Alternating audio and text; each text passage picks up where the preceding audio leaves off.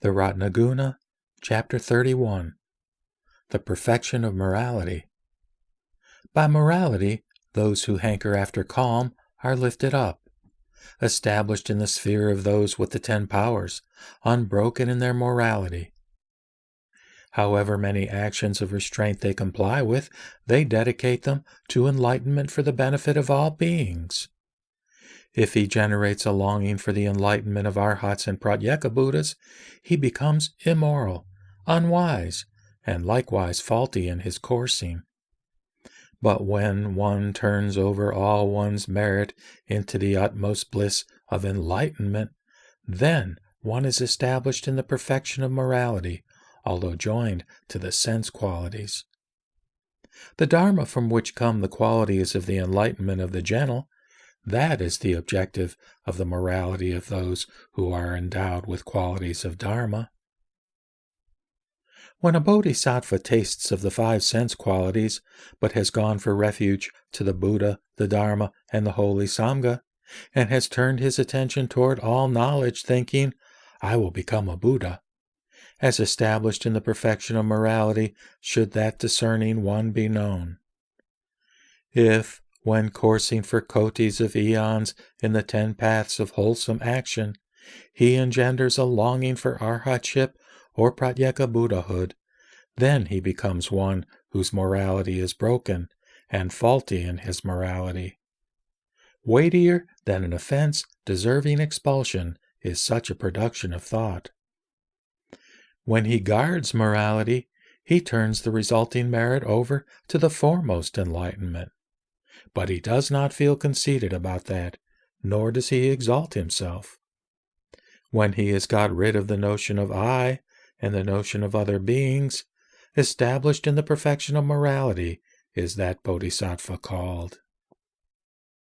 He who has no notion of I and no notion of a being, he has performed the withdrawal from perception, and he has no need for restraint. One who minds neither about restraint nor about non-restraint, he has been proclaimed by the leader as restrained by morality.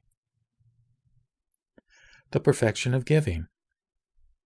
But one who, endowed with morality, a pure being, becomes unconcerned about anything that may be dear or undear, he becomes one who gives up all he has, always uncowed. And having known the essential original nature of dharmas as void and without self, he would renounce his own flesh, undejected in thought, to say nothing of his renouncing in property and gold. It is impossible that he should act from meanness. Through the notion of I comes about a sense of ownership about property, as well as greed. How can the deluded have the resolve to renunciation? The mean are reborn in the world of the pretas, or, if as humans, then they are poor. Then the bodhisattva, having understood why these beings are poverty-stricken, becomes resolved on giving, always a generous giver. When he has given away the 4 continents, well adorned as if they were just spittle, he becomes elated, for he has not kept the continents. Having given gifts, the wise and learned bodhisattva, having brought to mind all the beings that they are in the triple world, becomes to all of them a donor, and he turns over that gift into the most excellent enlightenment for the weal of the world. When he has given a gift, he does not make it into a basis or support, and he does never expect any reward from it. Having thus renounced, he becomes a wise renouncer of all. The little he has renounced becomes much and immeasurable.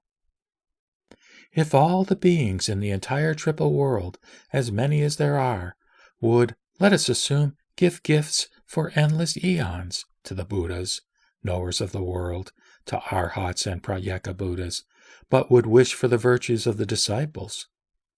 And if a bodhisattva, wise and skilled in means, would rejoice at the foundation of their meritorious deed, and would, for the weal of beings, turn it over into the best and most excellent enlightenment, having turned over, he surpasses the merit of the entire world.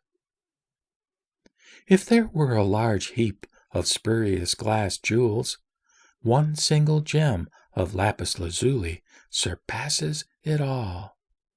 Just so the Bodhisattva who rejoices surpasses the merit from the whole vast heap of gifts of the entire world.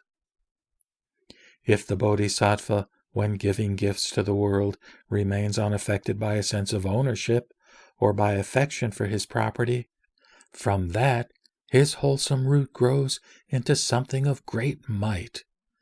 As the moon in the absence of cloud is a circle of radiant light in the bright half of the lunar month.